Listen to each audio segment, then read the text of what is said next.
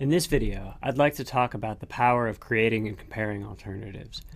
And to do that, I'm going to share some research that Stephen Dow did as a postdoctoral scholar with me at Stanford University. When you're designing, does it make more sense to go for quality and try to come up with the best possible design? Or does it make more sense to go for quantity first as a path to try and learn and understand? There's a story that Bales and Orland tell about an art teacher who divides the class in half. And he tells one half of the class, you're going to be graded exclusively on the quality of the very best thing that you make. He tells the other half of the class, you're going to be graded on the quantity of things that you make. Doesn't matter how good it is, all that matters is how much that you make. And what this teacher found was that while the quantity group was busily churning out piles of work and learning from their mistakes, the quality group sat around theorizing, and at the end of the day, they had little more to show for their efforts than grandiose theories and piles of dead clay. So this gives us some intuition that rapidly producing many alternatives has a lot of value. And to explore this further, Stephen and I had people create egg drop devices. You may have done this when you were in high school. If you haven't, it's a lot of fun. It's just trying it out. And what you can do with an egg drop device is you're building a contraption that will protect an egg from a fall. And here we threw one out my third-story office window, and lo and behold, the egg survives. And we've tested a whole bunch of people in variants of this design, and people come up with all sorts of stuff. They come up with good ideas and bad ideas and creative solutions and really unimaginative ones. And one thing that's really interesting is that in aggregate, people often pick one idea early on, and they stick with it to their detriment. And so here's a couple of participants talking about that experience. On that, no, I don't know. For some reason, this seems to be the only idea. And there needs to be a platform, and then as good a cushion as possible with the materials. I don't see any other way. I'm not a very good outside-the-box thinker, so I kind of just had one idea, and I was going to try and make it work. I kind of went with the whole parachute idea and what I had from the beginning. So this is the best approach for such a design. What we see here is an example of what Carl Duncker called functional fixation. In a number of experiments that he ran in the 1940s, he gave people tasks like this. Attach the candle to the wall such that none of the wax drips on the table. 10–20% of the people figure it out. Take a moment and see if you can figure it out.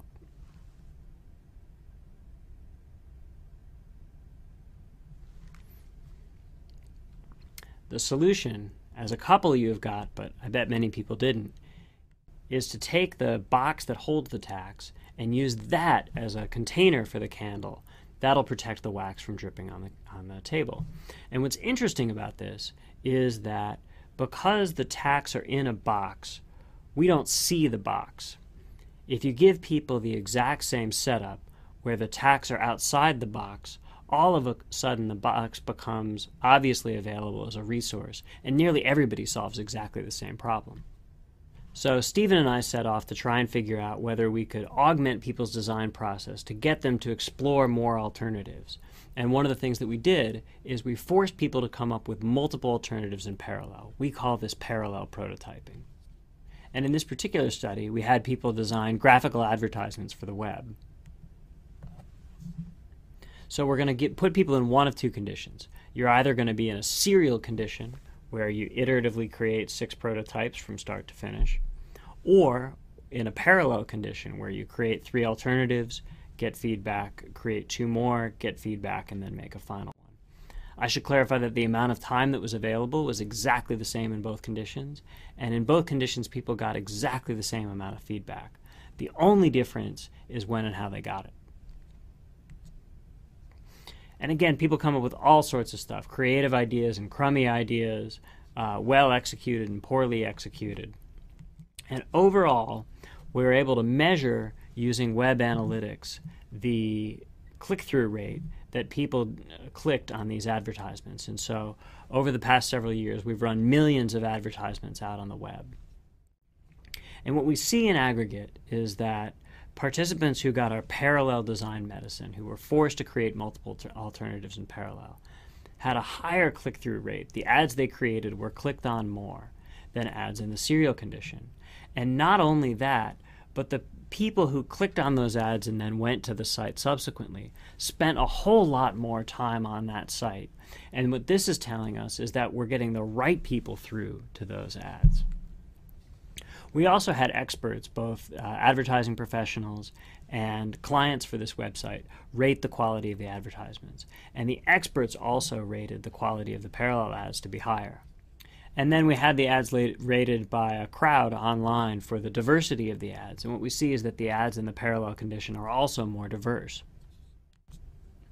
And so why does a parallel approach yield better results? I think one of the important things that creating multiple alternatives in parallel does is it separates your ego from the thing that you make. If I have only one idea and you critique it, I'm going to treat that as feedback about me. Whereas if I have multiple different ideas and I get critique about them, I can see that it's feedback about the ideas and not a referendum on me as a person. Also, automatically by creating multiple alternatives, people are inspired to compare what they've created and try and transfer what they've learned from one design as they go forward in the future. And we see this transfer across a wide variety of domains. For example, in Dedrick Gentner's research on business negotiation, she had participants read business school cases. And she either had people read the cases one at a time and think about each individually, or she had people read them two at a time and compare them. And what she found was that having people compare two cases to be able to contrast them and see similarities yielded to a threefold increase in the amount of wisdom that they were able to get out of those cases and transfer to a new negotiation task. So what we got out of this is that maybe there's some big benefits of creating multiple alternatives, especially for design teams and not just for individual design. So the next experiment we ran looked at sharing multiple alternatives. Same basic idea. We have a new client this time, and we're going to have people either create and share multiple, create multiple and share their best, or create and share only one. Participants came up with lots of different designs. And what you can see is that the share multiple condition drastically outperforms the other two conditions. So being able to create and share multiple designs has especially significant benefits for teams. And there are a number of reasons for this. I'd like to point out one in particular, which is the increase in group rapport. When we asked people how they felt about their teammate, both before and after the task, in the create and share one conditions, people felt worse about their teammate afterwards. The single design approach can create enmity between teammates and hostility. Whereas when creating and sharing multiple designs, people felt better about their teammates afterwards. One important benefit of sharing multiple designs, both with users and with designers, is that alternatives provide a vocabulary for talking about the space of possible designs. As Tawhidi and colleagues showed, this can be especially valuable for users because users don't know what the space of possible designs is, and so having multiple alternatives gives this vocabulary. I hope that today's lecture has provided you with the conceptual tools for why it's valuable to create many different alternatives, and I hope that this will be really useful for you as you go about your design projects. I'll see you next time.